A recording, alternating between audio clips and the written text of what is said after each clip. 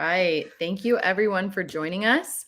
Welcome to our final session of Demofest 2022. We're so grateful so many of you were able to join us over these past few days, and especially for this session, as it's going to provide a lot of valuable information. Demofest is presented by Consensus. Consensus is intelligent demo automation software that helps scale pre-sales with interactive video demos. You can learn more at goconsensus.com.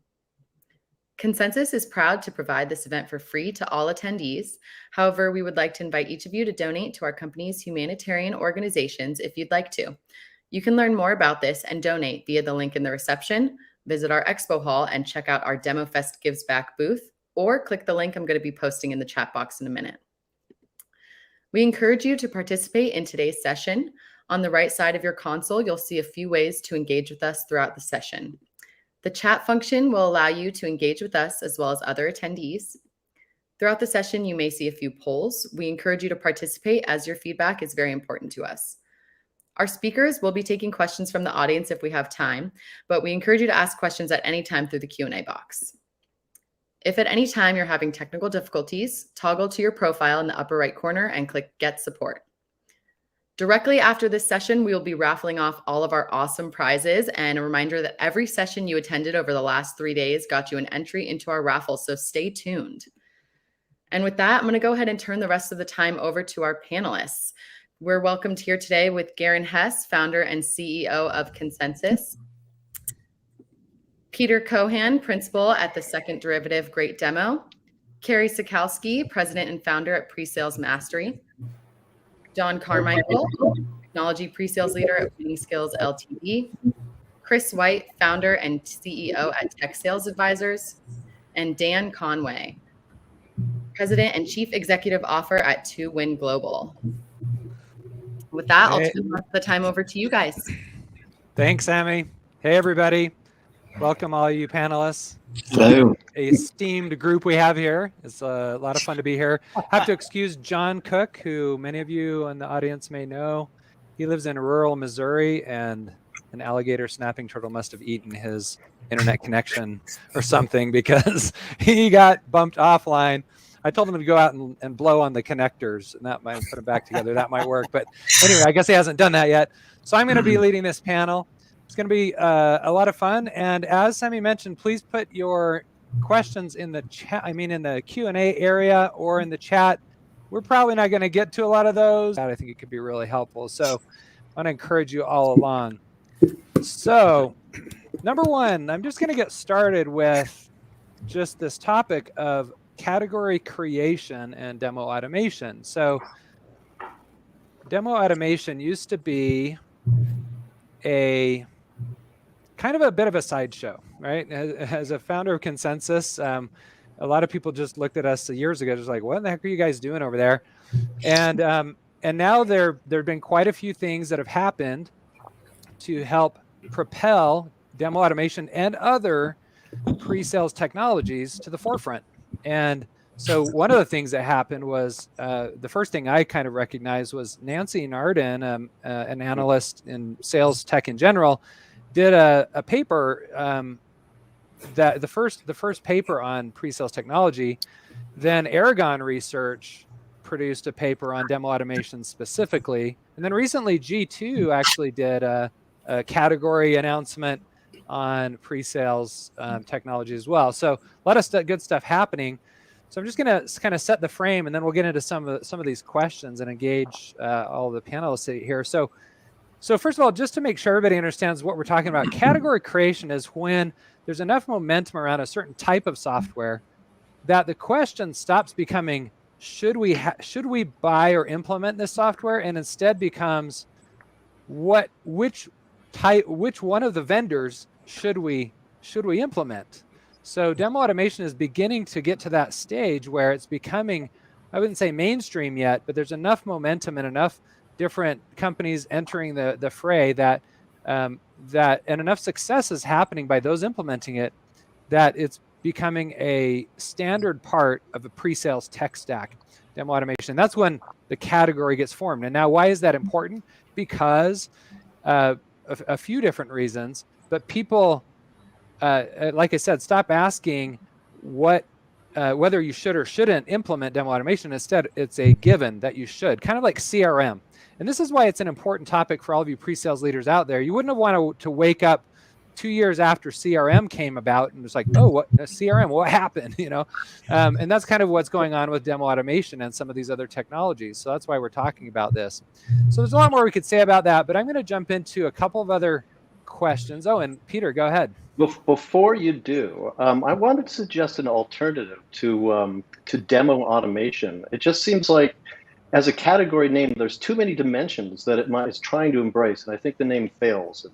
Demos, product-led growth, environment discovery, evals.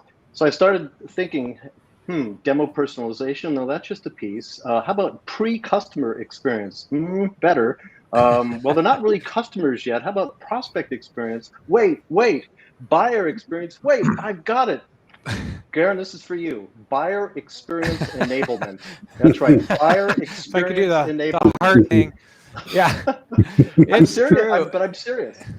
Well, it's interesting that you say that. In the keynote session I did this morning, I ended by showing that two people, Consensus customers, but pre-sales leaders, Adam Freeman, Rob Bruce, their upward mobility went through these job titles of solution consultant, VP of pre-sales, and then kind of global head of buyer enablement, right? So it's this natural path. So it's interesting. We'll see how it evolves. All I'm saying is Aragon said it's demo automation. A lot of people are calling it demo automation. We'll see where it ends up. The market ultimately defines it, and as do the analysts. So as demo automation comes about, it means, like, a category means it's here to stay. And one of the questions that we get a lot, and I'm interested to hear from the panel, is just, what's the effect of demo automation on the pre-sales role? Meaning, should sales engineers, solution consultants be worried that this position is going to steal their job? I mean, this technology is going to steal their job. So I'll toss this one to Dan. Sure. I think it's normal to fear change a little bit. So I think that when there's a big shift happening, in the market, in the industry, change is hard for people. So I think it's fair to be concerned about, what does that mean for me? What does that mean for my job? What does that mean for my career path? That being said, I look at it less about the shift risking the SE job and career path, and really more about elevating the role of the SE, right? It's an opportunity really where you can understand how to meet buyers where they are. Today's market expects expects vendors to meet them where they're at, right? They're expecting a variety of different ways for you to engage with them as a vendor. And demo automation plays an important role in that, right? So when you look at your client engagement plan that does include demos, whether that's live demos, virtual or recorded, the question is, where can you bring in demo automation to play a role that engages with clients the way that they want the information, and at the same time allows the SE team and really the client engagement team overall to be more strategic relative to how they're now interacting with them. So in fact, I see quite the opposite. If I was in pre-sales today, really happy automation was here. I've yet to meet a person in pre-sales that has a lot of extra time to do more and more and more. So automation can actually play a role to allow you to leverage your true skills and your true talent in a more effective way. Great. Thanks for those thoughts. Anyone else want to chime in on this question? Chris? Yeah. Kerry and I had a conversation yesterday with Rex, and a term surfaced that I thought was worth sharing. And that term was, we've been talking a lot about pre-sales automation. I actually think it's pre-sales amplification. Yeah. It actually enables us to do more. And it puts us in more of a valuable position and a strategic position for the organization. I'm not sure pre-sales amplification is really going to take off, but that was the one term that I thought was worth sharing. Great concept. I think it amplifies what we do. Well, it's interesting. I've often thought about, would you rather fight the fight by yourself or with an Iron Man suit on, right? It's like that's sort of the way I think about it. It amplifies what you can already do. So it amplifies a great word for it. And by the way, did the automatic nail gun replace the hammer, put carpenters out of business? Yeah, exactly. I was just going to add some research in here. So in my session earlier on today, I was quoting from some research from February this year that Gartner did. And it's a message we've heard loads of times before. It just amplifies it, using Chris's term, which is 54% of, especially millennials, they want a rep-free experience of B2B complex B2B tech buying, which is kind of astounding. They really don't want to meet a salesperson. So, so demo automation, all these tools that get into this kind of digital journey, buyer enablement thing is part of this. Is never mind the scaling issues of us or us wanting to meet them, meet prospects and clients later when they're better informed, or wanting to, to fill in the journey later on. This is about meeting what buyers want. They want a fully digital journey. They don't actually want to meet us some of the time. It's like, wow.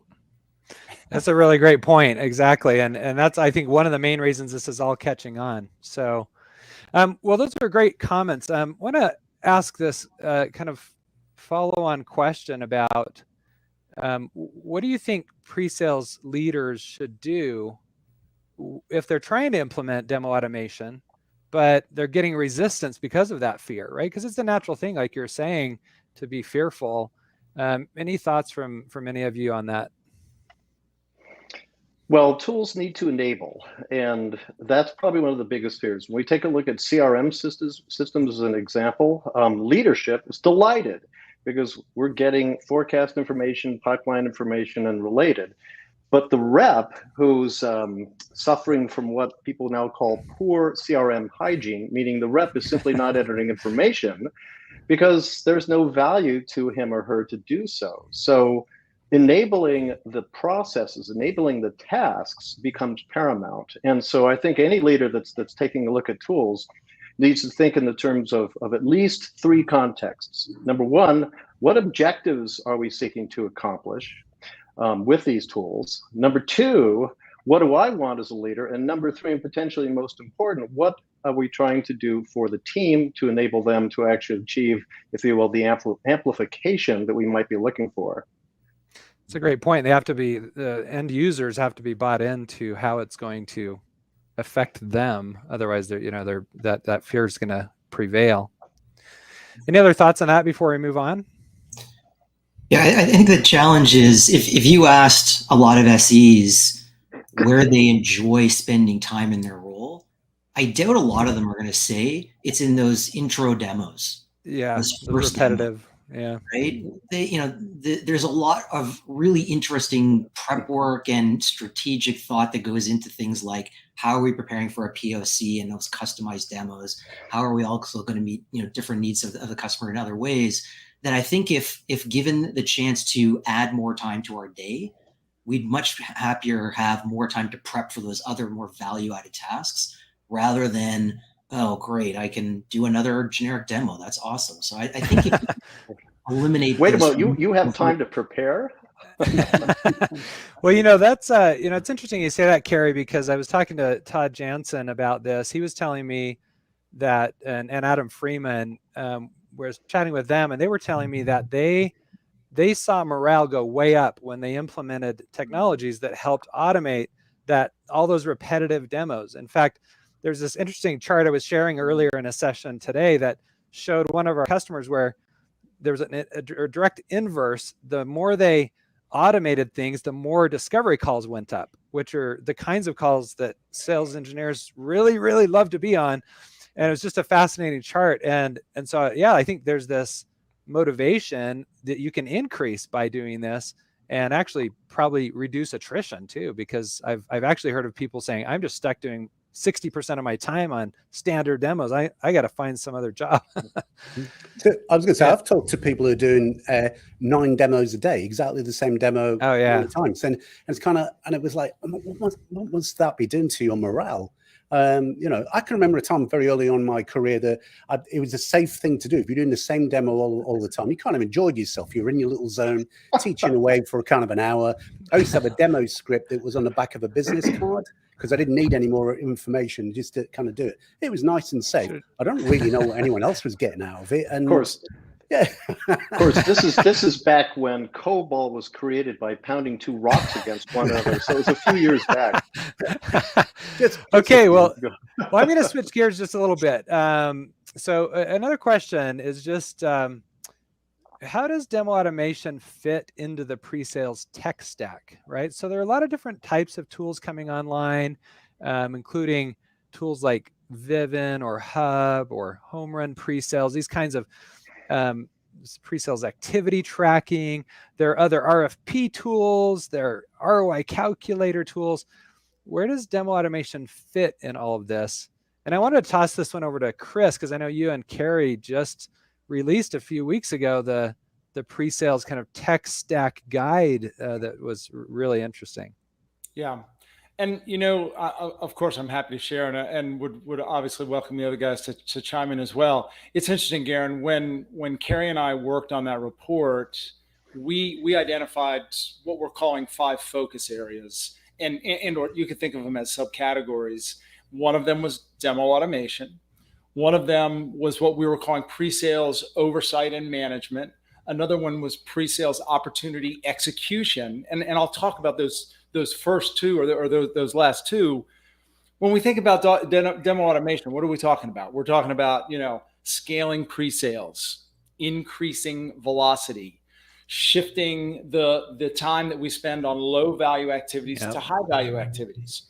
Well, without some sort of mechanism or automation in place or metrics in place to actually measure how much time are we spending on low value activities and high value activities, how do we know whether or not we're actually achieving what we're hoping to achieve with demo automation, right? We can implement demo automation, whether it's Consensus or another platform, but if we're not measuring the performance and activity, it's sort of, one of these. So to me, I think it's an incredibly logical fit to have both tools such as Vivin, Hub, Home Run, Proverity. There's a number of them out there that enable the ICs, the individual contributors, to actually manage their engagements, manage their activities, track their activities, and give managers the ability to run those metrics and have those dashboards where they can see over time, after we've actually implemented demo automation, are we actually seeing an increase in high value activities, right? Are we spending more time on POCs and POVs, and are our win rates increasing as a result? So to me, whether or not, if we're not measuring what we're tracking, what we're doing and measuring what we're doing, we really don't know how well the demo automation is meeting the objective. Right. That makes sense. I've got to offer two things here. One is a quick anecdote. During the past year to year and a half, doing discovery calls with pre-sales leaders, when I would ask them previously, when I'd ask them questions like, what's your win rate for this? Or how many of these do you do? They would answer, not sure.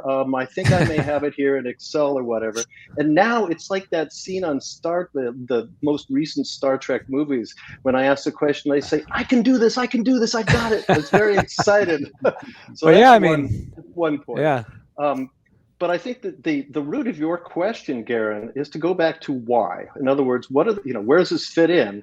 Ask the question, what are our objectives? And there's a little bit of cross-pollination that needs to take place. In order to answer what tools might support my objectives, you need to understand the tools. Chris did a great job with Kerry and putting together this summary. But if you're in marketing, you've got one set of objectives for these kinds of capabilities. If you're in sales, it's different. Pre-sales, it's different yet. If you're in customer success and support, these tools actually can serve all of these arenas. So starting with, the why may be an interesting starting point for folks. Yeah, and that's great. Yep. And if I may, Garin, and I'd be interested to hear what either Peter or the others think as well, is I think an interesting question is which first? I know some organizations who have invested first in, let's say, Vivint or at least pre-sales oversight and management first, and worked hard to get their metrics in place. And now they're looking into demo automation. I can see the argument for the reverse as well. So would be interested to see what the others think. What would drive one over the other? Great question. Anybody want to jump in on that? Well, I was just going to, slightly tangential point. I was going to make the point that it's really interesting looking at our kind of craft and profession because, for a long while there, we didn't want to measure ourselves. We didn't want to do activity recording. We didn't want to, it's almost like we're resistant to these kind of KPIs.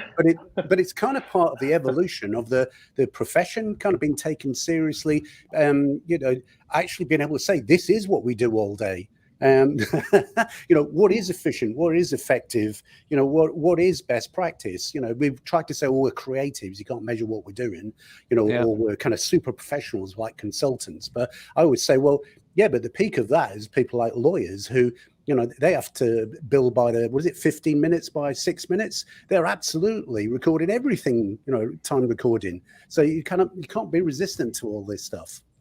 Yeah, it is interesting. Pre-sales used to be pretty much a black box, and now there's this opportunity to learn more. And this question of which goes first, Chris, I think is a really good one, because I'd say on the advantage of doing, say, pre-sales oversight management first is then you get this data, then you can use that data to maybe implement better. But you've got this long implementation period before you get that data. So the argument on the flip side is go implement, start getting some of the benefits of demo automation first, and then go back and start getting data and feed that together, because you'll get benefits by implementing demo automation first. So it probably could work both ways. Yeah. Well, and to Peter's. Oh, sorry, Chris, go ahead. No, go ahead, Dan. Yeah, I'll jump in on it. It's a great question. To me, it comes back to taking a look at your client engagement strategy. Like, what are you doing as a company? What are you doing as a group on how you're engaging your customers? And where are the big gaps in getting them the information that they want? Because a gap in getting a client what they want is a client who leaves and goes to another competitor.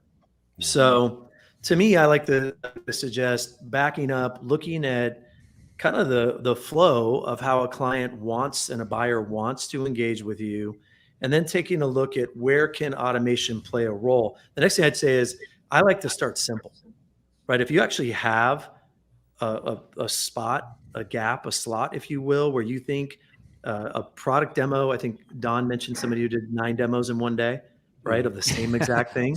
What a great opportunity. It's an opportunity, right? And it's a great place to start.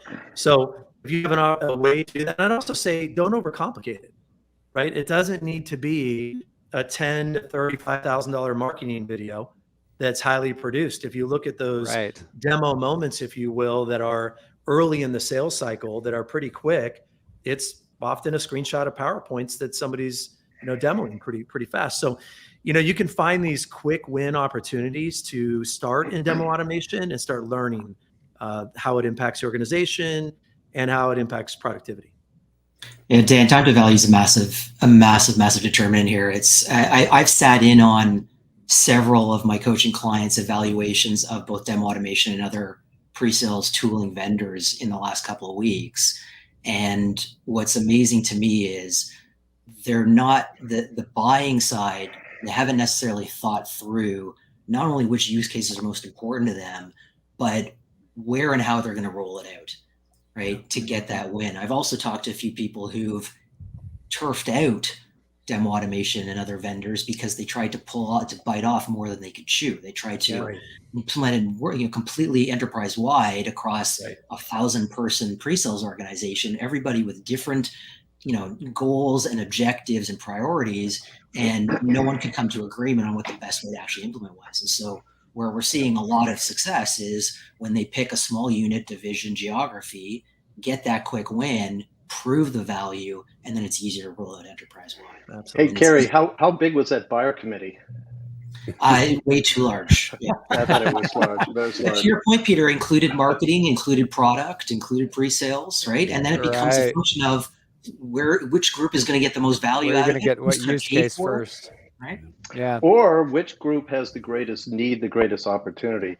I was going to offer another observation, and that comes out of that comes out of the sciences, high throughput screening and combinatorial chemistry, where we made a change from one experiment a day, one well-constructed, well thought out experiment per day, to doing arrays of experiments where we literally could do a year's worth of research in the palm of our hands. Now, what we learned is that the bottlenecks shift. So now you could run many, many experiments. What we found was we ran 4 days a week, and then Friday was a day of thought and reviewing and analyzing the data. Yeah. I think one of the things that the astute leaders are going to be thinking about, I'd love to get Adam's opinion on this, is what happens next as we put some of these tools in place. We're trying to relieve the burden of certain things and amplify certain things, and therefore release certain bottlenecks. The bottlenecks will not disappear. It will simply move to another location or manifest in a new way. I'm really curious to see where some of these things go. Well, just a parting thought on this particular topic, a couple of thoughts. Speaking of what you're saying with these experiments, one of our customers, one of the demo automation customers that we had, they just basically gave the tool to all the sales engineers and said, build whatever you want, work with your account executives, however you want. And then they sat back for 2 months and just watched what happened. Then they went back and said, this is working amazingly well. This one. Let's push all this aside. Here's what works best. And that was kind of interesting. That's high throughput screening. Yeah. I mean, they had hundreds of people doing this. I mean, but it was a very interesting thing to watch because most of our customers are very controlled. We're going to get a set of people. They're going to build some stuff, this reusable library. But the other thought I'll just say before we move on is we recommend the micro demos, what we call it, because one thought here is, what's the biggest yield for the least amount of input? Yeah. And in our position and what we've seen is that micro demo stage is kind of which is pretty early on, is the where to start. All right, let's move on to a different topic here. We've been able to do video for a long time. YouTube. In fact, my last startup, I tried to automate demos with YouTube, and YouTube, WebEx, Zoom. Why aren't those enough? Why do we need specialized tools to do this? So, Don, what do you think? Yeah. So, let's pick YouTube. So you could put your prized insight-driven, influencing and informing video. You could put it on YouTube. I mean, it's free and even has kind of like nifty kind of creator tools. But there's a big but here. It's like the Wild West on YouTube, isn't it? It's full of adverts and low-grade content. and messaging that you've got no control over. So this is about your corporate reputation, really, which is, do you really want to put some content up there and have it aligned with adverts for diapers, and cryptocurrency scams, or maybe that's just the adverts I get, I don't know, or even like, adverts that, paid for adverts for your competitors' products. It's you've got no control over it. And there's no branding, that you can control outside of the video itself.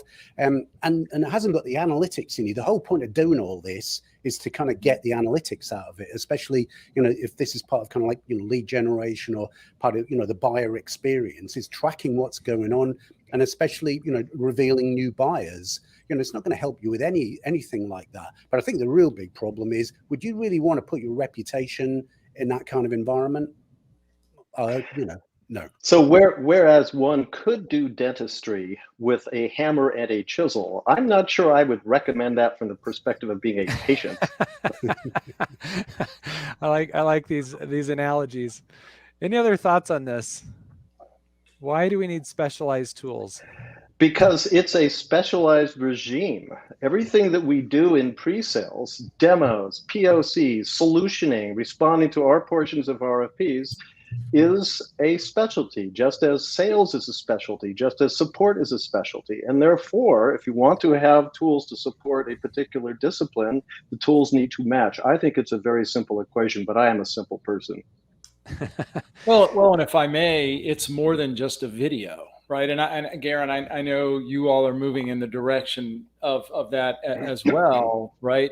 And when we analyze the demo space, I mean, there's really sort of two fundamental avenues, right? There's demo automation that will actually capture all the underlying components, right? Which is much, and then there's those that capture in essence screen images. So, YouTube basically gives you a video and that's it. So these tools are much more sophisticated than video only. Yeah. I'd argue one other thing, Garin, sorry, is that the automation of the videos and the demos is to me, it's going to become table stakes very quickly if it hasn't already. Where I think the value is moving in this particular category is around the insights and that the data can actually tell us. So who's videos, when are they watching them, what portions of the videos are they watching, or what portions or what screens of the demo automations are they watching, right? Because that's going to inform us as sellers to come to the table much more prepared than we would otherwise do when they finally do engage with us, right? And that's where we're going to start to add value and have better conversations. So, and I'm a huge fan of who did they pass those videos to, and what did they do with it? Stakeholder engagement. Yeah, the stakeholder mapping, the interdependencies, that is way cool. Exactly. Well, and to your point about data, Kerry, it's just interesting. One of our customers was saying 13% of their demos were viewed, I think it was 13% after hours. And even though they're sending them during the business day and all of that.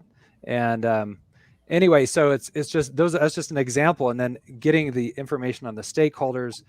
A lot of our customers initially buy demo automation with this idea, we're going to produce productivity, but then they through the experience, they get all of the analytics and that data coming in, and they realize, oh wow, this is the actual value here is in the data that's coming back, right?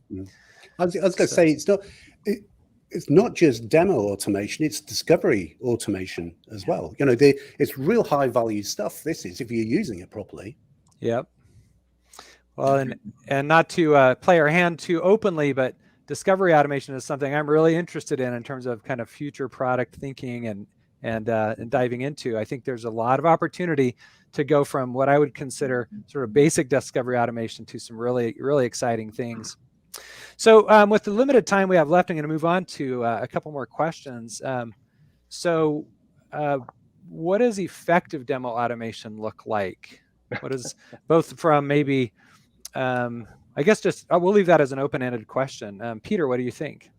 Wow, that is about as broad as the Pacific exactly. Ocean as a topic. What's the difference between a duck?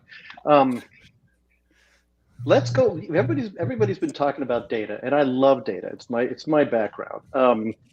I think we need to follow the data and what the data tells us. And in that context, the Gong study that was executed a few years back that talked about some of the better practices, I can describe what I mean by better as opposed to best in a minute. That was a fabulous study that validated many of the key ideas in, for example, great demo methodology. And so if you're looking for guidance on, practices to implement, you may want to take a look at some of the methodologies and follow the guidance accordingly. That's one starting point. But again, you got to go back to what are our objectives, what do we want to measure, and then the how becomes the next step in that equation. I love it. Any other thoughts on this? How can you do it effectively? What does that mean to be effective at demo automation? If I may, I have a thought that I'd like to throw out, and I'm interested to see if this panel agrees.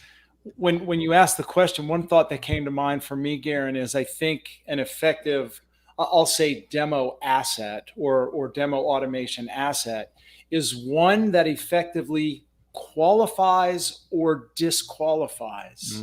Mm-hmm. And I'm curious to see what the group thinks about that. Qualifies from the standpoint of the vendor? In terms of the price, if we have prospects that view our demos that have been, demo assets that have been automated, and then they sort of get through that gate, and now they come into the meeting, and then for some reason it wasn't clear enough what the solution was and can do, and it turns out that it wasn't actually particularly well qualified, even though they saw the demo. To me, that's a demo asset that failed to disqualify when it should have. That's my question. I have a bunch of thoughts, but I'm going to leave it to the rest of you to jump in here. Go ahead, Garin. Go ahead. So demo qualification, right? Peter, you like to say that wasted demos, right? And this is a huge pain point for sales engineers, is just the percentage of wasted demos. And the sales engineering workload report that we published shows the median is 30% of the demos that solution consultants are doing are wasted. So if you can help pre-qualify that, and that's why we've been promoting this idea of the demo qualified lead, or you hear Gartner talking about the product qualified lead, right? I think in a lot of ways they serve similar roles, but being able to provide them a self-service asset that they engage with that allows them to, one, they're qualifying you and you're qualifying them. They can self-qualify out, which is a great help. And so giving this gate to the buyer, and that's why we say with micro demos, this is a great use of micro demos, because it's a small investment of time on the buyer side, but if they won't take that step, they're very unlikely to be ready to engage with true pre-sales resources. On the other hand, if they take it and they realize this, I'm not ready for this, that's great for them to realize too, right? So those are some thoughts. And there's a lot of data now supporting that using it in that way can actually bring your unqualified demos, those wasted demos, down to near zero, which is a big benefit.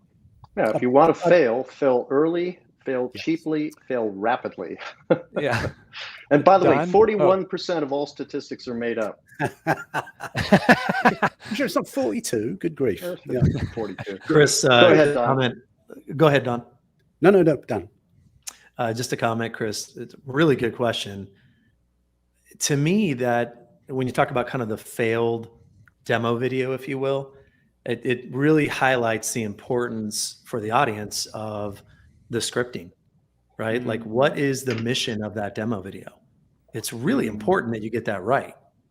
And the mission, the objective, what specifically needs to be in that demo video to gate effectively, disqualify out effectively, and qualify effectively. So it's important that when you are building that there's a really good strategy as you put that together, because done right, then it's working right in those micro steps.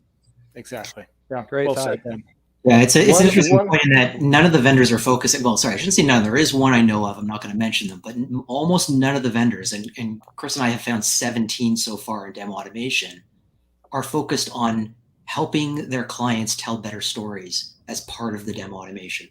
They're talking about how to technically create the demos, right? Or the videos or whatever it is, and send it out. And can I have really cool boxes? And can you have text or video or audio on them or pictures? But they're not helping the pre-sales communicate.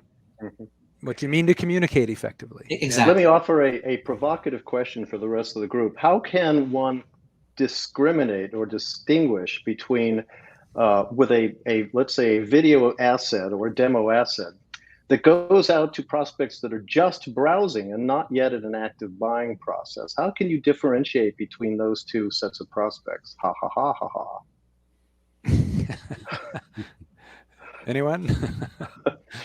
Well, I'll throw it a softball to you, Garin. You guys ask a question at the very start of every consensus video. One of them could be, where in the buying process are you? Are you just Right. There you go, ladies and gentlemen. It's not hard. Just ask them Ask them. question. Well, and this is one of the things I think that's interesting about personalization of the demo automation experience.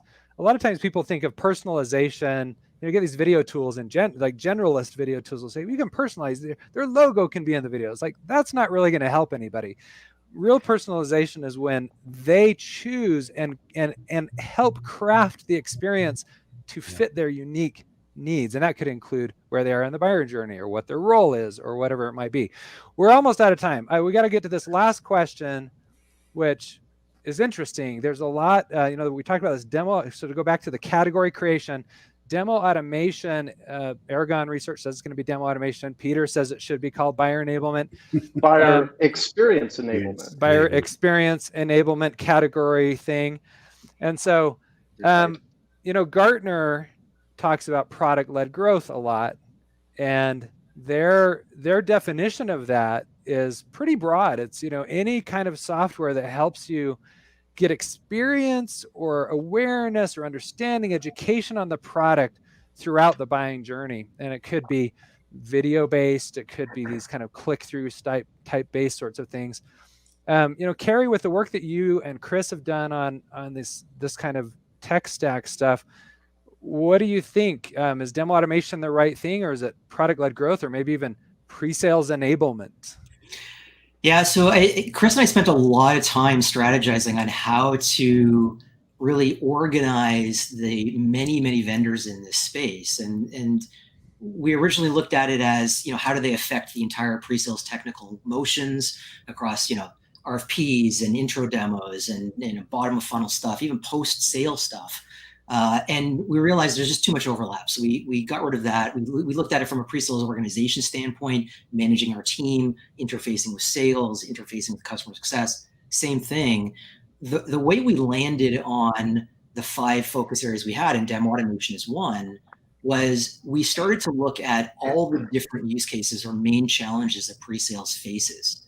And what we found is the laundry list of 30 to 40 of those that we came up with seemed to logically fit into these 5 different categories that we created. There was very little overlap between them. Now you can argue that, there is some overlap in some ways, sure, but most of them logically fit into one of these 5 categories. And demo automation was a pretty, clear one in terms of what it was trying to accomplish. I think that in and of itself helps people make a decision in terms of where to invest, rather than saying pre-sales enablement, because as Chris mentioned earlier, there are so many different solutions that are out there. So just pre-sales enablement, I think, is too general. PLG, on the other hand, I think Gartner uses a pretty broad thing, but I think demo automation helps enable PLG. I don't think it is PLG though, right? Yeah. So I can offer a recommendation. The market is actually already defining the name of the category. All you need to do is ask the question, and Garin, you should ask this of the marketing folks: what search terms are being used to find you? Yeah, and it is interesting. And I'll just kind of end on this, because we got to move on to kind of the closing part and the raffle, the prizes, and that's the only reason people really came to this session, to be real about it. But I selfishly kind of hope it's demo automation, because I coined the term back in 2014, and I didn't, in my wildest dreams, think that it would actually survive more than just in our own marketing materials. So it's kind of interesting to see, but we'll see. The market ultimately decides, right? So we'll see where this goes. Thank you to each of you for participating. It'd be a lot of fun if we could stay on longer about this, but I really appreciate all the insights. And thank you to all of the other presenters that are not on this call that presented throughout Demofest. I mean, it's been just a really, really amazing event. I love this. It's so much work to put on, but when we're finally in it, it just feels like a party, and it's so much fun. So let's see. I'm going to invite Sammy to come back on, and she's going to lead us through the raffle and kind of the wrap up here. Thanks, Garin. Yeah, thank you guys so much. That was such a valuable and insightful session. I'm so grateful that we were able to get you guys all on a call. As Garin mentioned as well, we're also just so grateful to have been joined by so many amazing and thought-provoking presenters over these last few days. So we hope everybody found a ton of value in all these sessions. Like he mentioned, we have a couple announcements, and then we'll also get into our raffle here in a minute. So we hope you stay with us for a bit longer, but thanks to our presenters for joining us. All right. Thanks, everybody. Really appreciate your time. Not everybody. You presenters. We're not dismissing anyone. Okay, as you might have heard already in some of our previous sessions, we're super excited to be bringing Demofest on the road as Demofest X. So we're going to be announcing the cities that we're going to be in this year right now. So we're pretty excited. The first city we're going to be in this year, or the first area, is Silicon Slopes, Utah on July 27th. So we hope you're able to join us then. I think this one will be in Salt Lake City. We do have our location for this one all locked down and everything, so we're really excited about it. Next, we're going to be in Silicon Valley, California at the end of August. So we hope you'll be able to join us for this one as well. And finally, our final location for our Demofest X tour of 2022 is London. So we will be in London in the middle of October.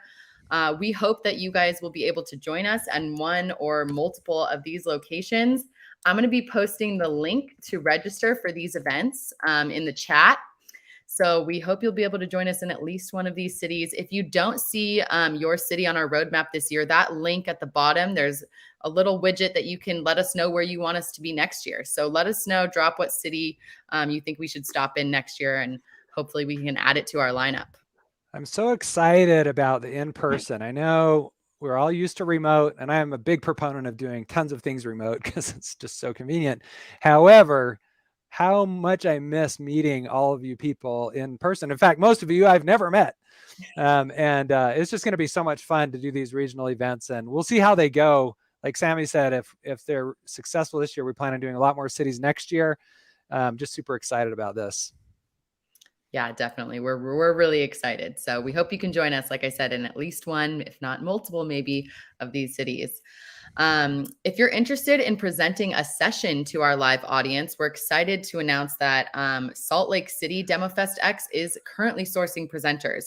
So if you have a topic and you think you have what it takes to submit a presentation, we'd love to hear it. You can see the submission for presentation link on the registration page that I posted in the chat. And we'll be taking submissions up until June 10th. So take a peek at that. We're really excited and hope a lot of you will submit a presentation. Okay, that is Demofest X. As I mentioned, we hope you all can join us, but now we're really excited to get into the raffle. We know a lot of you have been waiting for this. We're going to be emailing all of the winners of the raffle prizes after this session. So no worries there. And a reminder that every session that you guys attended got you an entry into the raffle. So there was so many entries. We're so grateful that so many of you attended so many sessions. So let's get into it. All right. Our first prize is a pre-sales bundle featuring The Social Sales Engineer by Patrick Pasang, an audiobook, a hard copy of Garin's book, Selling is Hard, Buying is Harder, and a 1-hour great demo demonstration coaching session. And this here is the winner of this prize. So Lindsay will be emailing you later today to claim all of your prizes.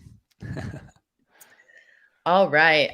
We have another pre-sales bundle. So also featuring Patrick's audiobook and Garin's Selling is Hard, Buying is Harder. And this one is also featuring a pre-sales coaching session with winning skills. And the winner of this one is Mark McKinley. So all Mark, right. see you later. Lucky Mark. These were drawn randomly, right, Sammy? Yes. Yeah, we have a randomization engine in the back. We did. This, I Yep. We did it in the very last sessions. There was like during the last 3, I downloaded all of the content and randomized them all. So these are all random winners. Okay, another pre-sales bundle featuring an audiobook and a hard copy of Selling is Hard, Buying is Harder, and a 1-hour coaching session at Clifton's Strengths. And the winner of this one is Joshua. So congratulations. Nice. Congratulations, Joshua. We got a lot of pre-sales bundles. So we're super grateful to so many of our partners and speakers that donated some of these items. So super excited to be giving these away. And thanks to all of our partners for donating these items. All right. Another pre-sales bundle, book, audiobook, 2 demo coaching sessions at the Demo Scene with Natasha. And the winner of this one. All right, Joni, I hope I pronounced that correctly, but congratulations. We'll be emailing you later today. Another pre-sales bundle. So many pre-sales bundles. We hope you guys are super passionate about pre-sales, which we assume you are if you're on these sessions. So audiobook, a hard copy of a book, and a Selling on Video masterclass with Julie Hansen. And the winner of this one is Paul Flynn. So congratulations, Paul. We'll be sending you an email later today. Another one, this one includes a 1-year membership to the North American Association of Solutions Engineers. Is that right? Or Sales Engineers, sorry. And so thank you to the NAASC for donating a year membership. And the winner is Christy. Nice. Woo-hoo. All right. Another one. We're just going to keep going with these pre-sales bundles. We got quite a few of them. We are so grateful to so many of our partners for donating so much. And the winner is, I already did it. Jacob McPherson. Woo! All right. With Peter Cohan coaching session. Awesome. Yippee. All right. Another pre-sales bundle. I don't know what happened to my animations. They seem to have gone away, but it's still just as exciting. Congratulations, Dan. We're super excited. Another pre-sales bundle. And I think we have another pre-sales bundle up next. And the winner of this one, Drew, congratulations. Pre-sales coaching session with winning skills. Super exciting stuff there. Whoop, whoop. All right. Another pre-sales bundle. And I'm not sure what happened to my animations here, but Rolando, congratulations. We're going to be sending you the audiobook, a hard copy of Garin's book, and also a Demofest swag. So if you've seen a couple of presenters in these lovely t-shirts, we also have some coffee mugs and stickers for you guys. So you'll get a nice bundle of swag there in addition to some pre-sales content. All right. This one, another pre-sales bundle, Demofest swag bundle, a hard copy of Demonstrating to Win by Bob Reefstall, and a Selling on Video masterclass license with Julie Hansen. And so our winner here is Robert. So Robert, congratulations. We'll be emailing you later today. Another one here, we have a hard copy of Rule of 24 by Bob Reefstall and Dan Conway, 2 demo coaching sessions at the Demo Scene with Natasha Bax, and a hard copy of Look Me in the Eye by Julie Hansen. And the winner is... I love these bundles. They're pretty good. I want all of them. I know. We're excited to be, like I said, be able to offer these to so many folks. So awesome, awesome sauce. All right. Another one, hard copy of Look Me in the Eye by Julie Hansen, a backpack donated to us by Autodesk. This backpack is super cool. I've seen a bunch of photos of it. So anybody who gets this is going to be set for traveling, and a Demofest swag bundle. And the winner is Jennifer. Congratulations. We'll send you a note later today to be able to get you all of these awesome items. All right, another bundle. So the 6 habits of highly effective sales engineers for up to a team of 10 SEs. Love and it. A 90-minute meet and greet roundtable discussion with Chris White, a 1-hour great demo doing discovery coaching session, and a Demofest swag bundle. And the winner of this pre-sales bundle is Marjorie. So congratulations. We will be coordinating with you and Chris and be able to get you set up with all of this awesome stuff. Now we have Home Run from Home Runs. So this was donated by Home Run Presales, and this is 2 tickets to a baseball game of your choosing. And if for some reason you don't like baseball, or maybe you don't live where there is baseball, they'll work with you and make sure that they get you set up with something awesome. Nice. So thanks to Home Run Presales for this one. And the winner is Austin. So Austin, I hope you love baseball, and if not, with you, but exciting stuff there. Okay. Now we're going to be getting into some of the items that Consensus is donated to the raffle. So we have a Roborock robot vacuum. If you guys don't have one of these, I need that. Really, be me. I'm just kidding. Right. And the winner is Zachary. Congratulations, nice. Zachary. We'll be emailing you later and get this over to you. All right, a GoPro Hero 10. So for those adventurers out there, or if you're not adventurous, you could just use it in your house as well. So our winner. All right, congratulations. And we'll email you later today. I dare you to try that name. Yeah.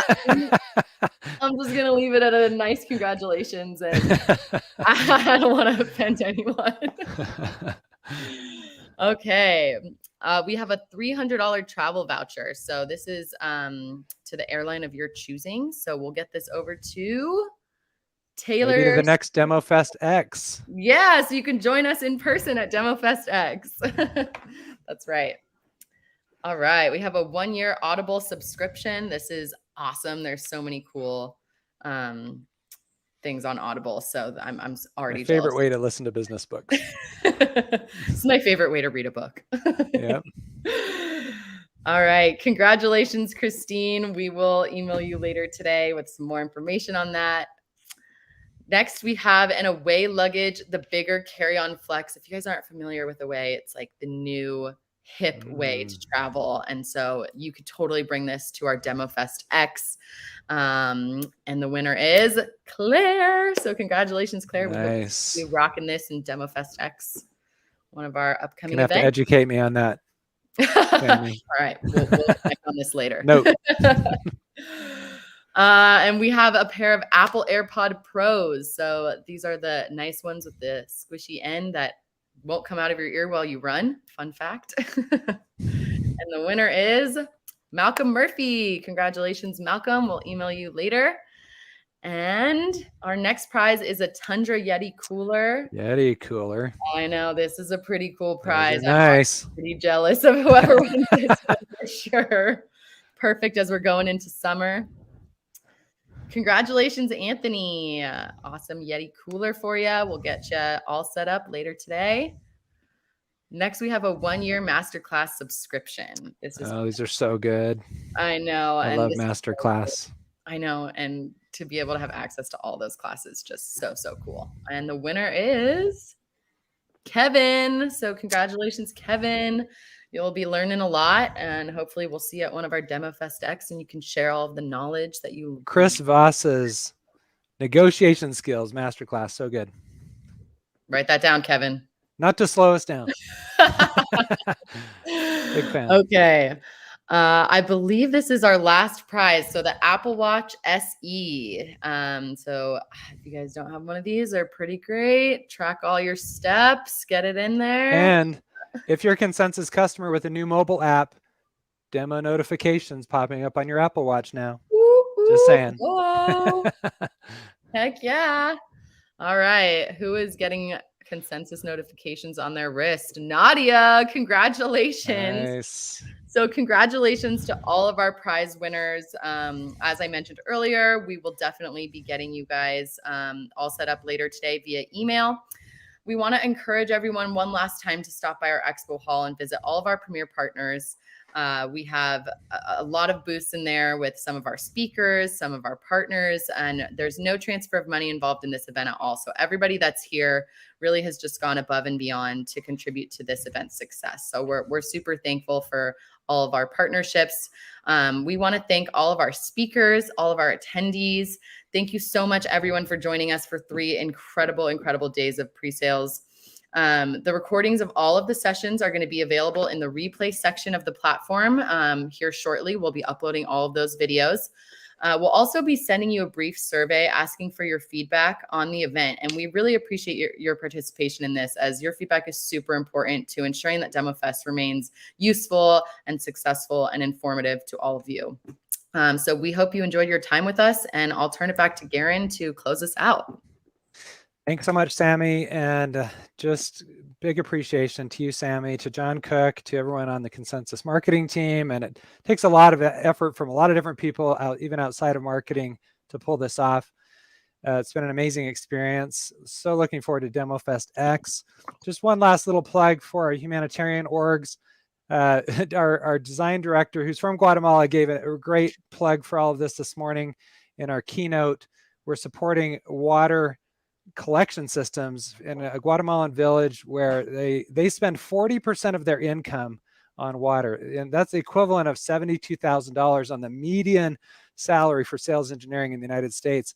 And that's just an amazing, kind of blows your mind when you think if you had to spend 40% on water of your income, that would just kind of be wrecking your whole life. And these ladies and their families just do an amazing job down there. So we're trying to support them. Thanks, everybody. I hope you had a great event. Looking forward to see you online. Get all the recordings at goconsensus.com and invite others to next year's event and also to Demofest X coming up. Over and out.